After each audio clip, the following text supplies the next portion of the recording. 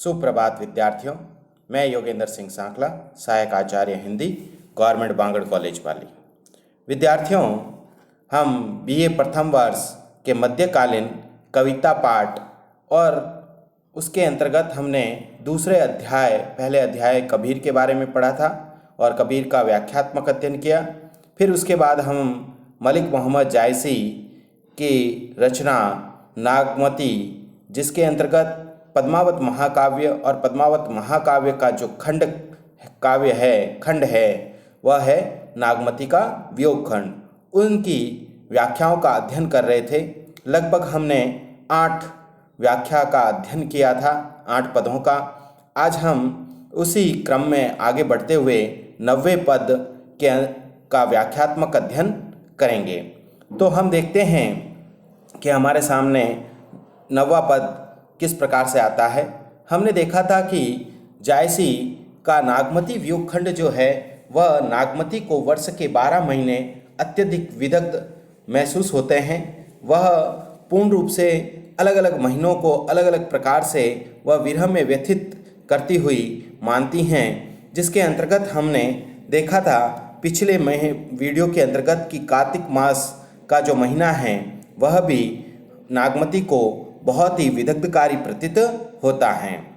अब इसी क्रम में हम देखते हैं कि जो अगन का महीना है, अगन का महीना जो है वह भी नागमती को अत्यधिक विरह में व्यथित करने वाला प्रतीत होता है। यदि हम सामान्य भाषा के अंतर्गत यदि अगन के महीने की बात करें तो अगन का महीना जैसे हम देखते हैं कि हम सामान्य भाषा में बोलते हैं चैत्र, चैत, वैशाख, जेठ, आषाढ़, सावन, भादवा, काती, मकसर, यानी कि अगन का महीना जो होता है वह मकसर का महीना होता है। और इस महीने में कहा जाता है कि सर्दी ऋतु प्रारंभ हो जाती है और सर्दी ऋतु एक चरम सीमा पर पहुंच जाती हैं।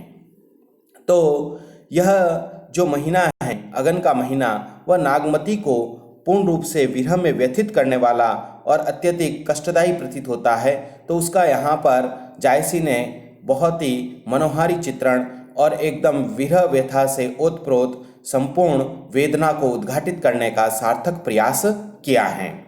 हम पहले इसका व्याख्यात्मक अध्ययन करते हैं एक बार ऐसे ही। अगन देवस घटा निशिबाड़ी दुर्परैनी जाई की मिकाड़ गाड़ी, अब याही विरह दिवस भाराती जरो विरह जस दीपक बाती, कापे हिया जनावे स्यु तोपे जाई होई संग पियु, घर घर चीर रचे सब काहू मोर रूप रंग लेगा नाहू, पलटिन बहुरा गाज बिछोही अबहु फिरे फिरे रंग सोई, वज्र आगिनी बिरह नी हिय जारा, सुलगी सुलगी दगधे होई छारा, यह दुख दग्ध न जाने कंतु, जोबन जन्म करे भस्मंतु, प्यू सो कहेऊ संदेशड़ा, हे भौरा हे काग, सो धनी विरह जरी मुई ते ही धुआ हम लाग। तो हम देखते हैं कि यह जो अगन का महीना है जिस समय सर्दी की ऋतु बढ़ जाती है और सर्दी की ऋतु नागमती को अत्यधिक विरह में व्यथित करने वाली प्रतीत होती हैं, उसका यहाँ पर अत्यंत ही मनोहारी चित्रण किया है। तो देखते हैं अगन दिवस के अगन का महीना लगने पर देवस का मतलब होता है दिन छोटे होने लग जाते हैं। घटा का मतलब होता है कम होने लग जाते हैं, यानी अगन का महीने में दिन जो हैं वह छोटे होने लग जाते हैं। निशी बाड़ी, निशी यानी रात्रियां लंबी होने लग जाती हैं। नागमती कह रही है कि ऐसी स्थिति में दुर्भ रहने कि मेरे लिए रात व्यतीत करना अत्यधिक कष्टदायी हो गया है। जाई की मिकाड़ी, क्या अब ऐसी रात को, इतनी लंबी रात को व्यतीत करना कैसे मतलब संभव हो सकता है, इस रात को मैं कैसे मतलब व्यतीत करूं, ठीक है ना, कि ऐसी गहरी अंधेरी रात को मैं कैसे व्यतीत करूं। अब याही विरस दिवस भार आती, कि अब यह जो विरह है वह दिन और रात एक साथ मुझे निरंतर सताता जा रहा है। जरो विरह जस दीपक बाती, कि मैं तो विरह में इस प्रकार जल रही हूँ, जरो यानी जल रही हूँ, कि विरह में मैं तो इस प्रकार जल रही हूँ। जस दीपक बाती, कि जिस प्रकार दीपक में जो बाती होती है वह निरंतर जलती रहती है, वैसे कि वैसे मैं भी जल रही हूँ। कापे हिया जनावे शिव, कि मेरा हृदय जो है वह इस शीत ऋतु में निरंतर कांपता जा रहा है। जनावे शिव, कि मुझे ऐसा प्रतीत हो रहा है कि मुझे इस सर्दी की ऋतु में जो मेरा जो हृदय है वह निरंतर कांपता जा रहा है। तो पे जाई होई संग पियू, कि हे प्रियतम तुम्हारे होने पर ही, तुम मेरे पास होगे तभी मुझे इस सर्दी से छुटकारा मिल सकता है, अन्यथा नहीं। तो पे जाई होई संग, संग संग यानी साथ, पियू पियू यानी प्रियतम, कि हे प्रियतम यदि तुम मेरे साथ रहोगे तभी इस सर्दी से मुझे छुटकारा मिल सकता है।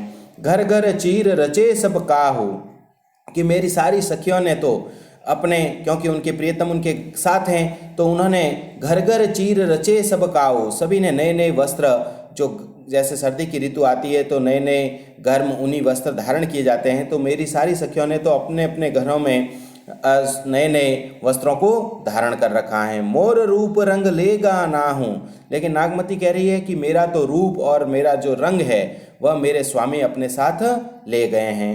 पलटी न बहुरा बहुरा गाजो बिछोही, कि मेरे प्रियतम जब से मुझे छोड़ करके गए हैं तब से वे पुनः लौट करके नहीं आए। पलटी न बहुरा, बहुरा यानी दोबारा आए नहीं। गाजो बिछोई, जब से वे मुझे छोड़ के गए हैं पुनः लौट करके नहीं आए हैं। अब फिरे फिरे संग रंग सोई, कि यदि अब भी यदि मेरे प्रियतम पुनः लौट आए, अब फिरे फिरे यानी लौट आए, फिरे रंग सोई, तो मुझ में पहले जैसा रंग वापस लौट आएगा।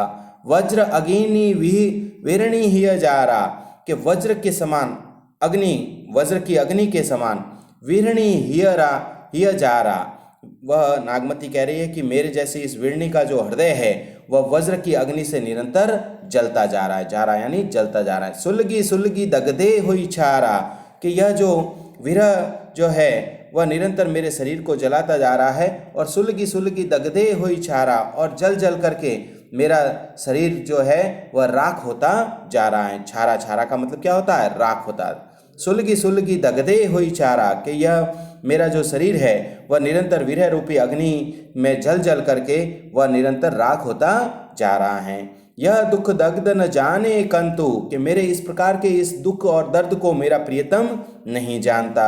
जोबन जन्म करे भस्मंतु, कि मेरे यौवन को पूर्ण रूप से यह जो विरह है वह तो मेरे यौवन को जन्म करे भस्मंतु, के जला करके पूर्ण रूप से भस्म ही कर देगा।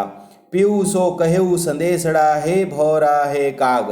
अब नागमती कह रही है कि मलिक मोहम्मद जैसे कहते हैं, नागमती इस प्रकार से विरह में व्यथित होकर के बता रही है कि मैं विरह में निरंतर जल जाऊंगी और जल करके मेरी राख बन जाएगी। तो इसीलिए वह पक्षियों के माध्यम से और वह कीटों के माध्यम से वह अपने प्रियतम तक अपना संदेशा पहुंचाना चाहती है, क्योंकि वह स्वयं तो जीवित रहेगी नहीं। तो वो क्या कहती हैं? पीयूषो कहू संदेशड़ा, हे भौरा हे काग, के हे भंवरा और हे कौआ, हे काग, हे काग यानी कौआ और भौरा यानी भौआ, भौरा, के हे भौरा और हे कौआ। पीयूषो कहू संदेशड़ा, के तुम जाकर के मेरे प्रियतम को मेरा यह संदेशा पहुंचा देना। सो धनी विरह जरी मुई, कि सो धनी विरह जरी मुई, कि तुम्हारी जो प्रियतमा है, धनी धनी का मतलब है प्रियतमा, वह तो विरह में जल करके मुई मुई यानी मर गई हैं। तैक धुआं हम लाग, लेकिन उसके जलने से जो धुआं उठा था वह हमारे शरीर पर लग गया है। इस कारण से हम क्या हो गए हैं? काले हो गए हैं। भंवरा भी काला होता है और कौवा भी क्या है? काला होता है। तो इस प्रकार का संदेशा तुम है भंवरा और कौवा तुम मेरे प्रियतम को कह देना। पुनः एक बार देखें, अगन दिवस घटा निशिबादी, कि अगन का महीना है, उस समय दिन छोटे होते चले जाते हैं, निशी निशी यानी रात्रियां लंबी होती जाती हैं। दुर्ब रैनी जाई की मिकाड़ी, कि रात उस समय की रात्रि को व्यतीत करना अत्यधिक दुर्ब, दुर्ब यानी कठिन हो जाता है। जाई की मिकाड़ी, नागमती कह रही है कि अब मैं इस रात्रि को कैसे व्यतीत करूं। यह अब यही विरह दिवस भर आती, कि अब यह जो विरह है वह तो दिन और रात मुझे निरंतर सताता जा रहा है। जरो विरह जस दीपक बाती, कि मैं तो अपने प्रियतम के विरह में इस प्रकार जल रही हूँ जैसे दीपक की जो बाती होती है वह निरंतर जलती रहती है, वैसे कि वैसे मैं भी जल रही हूँ। कापे हिया जनावे सिउ, कि इस सर्दी की ऋतु में तो मेरा हृदय निरंतर कांपता रहता है। तो पे जाई होई संग पियू, कि हे प्रियतम तुम साथ होगे तभी मुझे इस सर्दी से छुटकारा मिल सकता है। घर घर चीर रचे सब काऊ, कि मेरी सारी सखियों ने तो अपने अपने घरों में नए नए वस्त्र धारण कर रखे हैं, क्योंकि उनका प्रियतम उनके साथ हैं। मोर रूप रंग लेगा ना हूँ, लेकिन नागमती कह रही है मेरा तो रूप और रंग मेरा प्रियतम अपने साथ ले गया है। पलटी न बहुरा गाज बिछोई, कि मेरा प्रियतम जब से मुझे छोड़ करके गया है पुनः लौट करके नहीं आया है। अब फिरे फिरे रंग सोई, कि अभी भी मेरा प्रियतम यदि पुनः लौट करके आ जाए तो मुझ में पहले जैसा वापस वही यौवनावस्था का रंग लौट आएगा। वज्र अग्नि विरह ही जारा, कि यह जो विरह रूपी जो अग्नि है वह वज्र के समान निरंतर मेरे हृदय को जला रही हैं। सुलगी सुलगी दगधे होई छारा, कि यह जो विरह रूपी जो अग्नि है वह निरंतर मुझे जला जला करके मेरे शरीर को राख करती जा रही हैं। यह दुख दग्ध न जाने कंतु, लेकिन मेरा प्रियतम मुझसे दूर है तो मेरे इस दुख दर्द को वह मेरा प्रियतम नहीं जानता। जोबन जन्म करे भस्मंतु, कि यह जो विरह है वह तो मेरे यौवन रूपी इस जीवन को ही जला करके भस्म कर देगा। पीयूष कहू संदेशरा, हे भौरा हे काग, नागमती कहती है कि हे भौरा हे कौवा, तुम मैं तो जीवित नहीं रहूंगी, लेकिन तुम जीवित रहोगे तब मेरे प्रियतम को मेरा यह संदेशा पहुंचा देना। कौन सा संदेशा? सो धनी विरह जरी मुई, कि तुम्हारी जो प्रियतमा है वह तो तुम्हारे विरह में जल करके मर गई। तेहिक धुआं हम लाग, लेकिन वह विरह में जल करके भस्म हुई है, उससे उठने वाला जो धुआं है वह हमारे शरीर पर लग गया है, इस कारण से हम काले रंग के हो गए हैं। तो हम देखते हैं कि यहाँ पर नागमती को जो है वह अगन का महीना, जो सर्दी का महीना है, वह बहुत ही अधिक विरह में व्यथित करने वाला प्रतीत होता है। अब हम यदि इसके विशेष की बात करें तो विशेष के अंतर्गत हमारे मुख्य रूप से यही बात आती है। पहली बात कि नागमती को वर्ष के 12 महीनों में जो अगन का महीना है वह बहुत ही अधिक विरह में व्यथित करने वाला प्रतीत हो रहा है। उसके साथ साथ हम यदि देखें तो वियोग श्रृंगार रस की विशेष रूप से प्रधानता है। उसके साथ साथ यदि हम बात करें तो रूपक अलंकार का प्रयोग स्थान स्थान पर हमें देखने को मिलता है, जैसे दीपक बाती, ठीक है ना, तो उपमा अलंकार का भी प्रयोग हमें होता हुआ देखने को मिलता है। उसके साथ साथ वज्र अग्नि, जैसे यहाँ पर रूपक अलंकार का प्रयोग, वज्र अग्नि विरह यजारा, जैसे दीपक बाती, यहाँ पर हमें जो है वह उपमा अलंकार का प्रयोग होता हुआ दिखाई दे रहा है। घर घर में पुनरुक्त अलंकार का प्रयोग होता हुआ दिखाई दे रहा है। अनुप्रास अलंकार का स्थान स्थान पर प्रयोग होता हुआ हमें देखने को मिलता है, जैसे सुलगी सुलगी में भी पुनरुक्त अलंकार का प्रयोग होता हुआ दिखाई दे रहा है।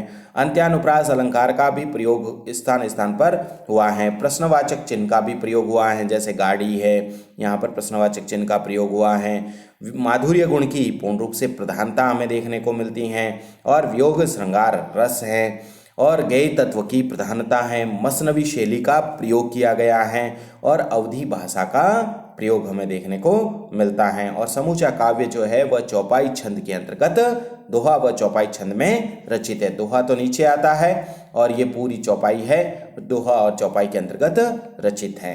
तो विद्यार्थियों, आज हमने इस नागमती वियोग खंड के अगन के महीने में नागमती की विरह व्यथा का विस्तृत अध्ययन किया। अगले वीडियो में अगले महीने में नागमती की विरह व्यथा का वर्णन पढ़ेंगे। धन्यवाद विद्यार्थियों।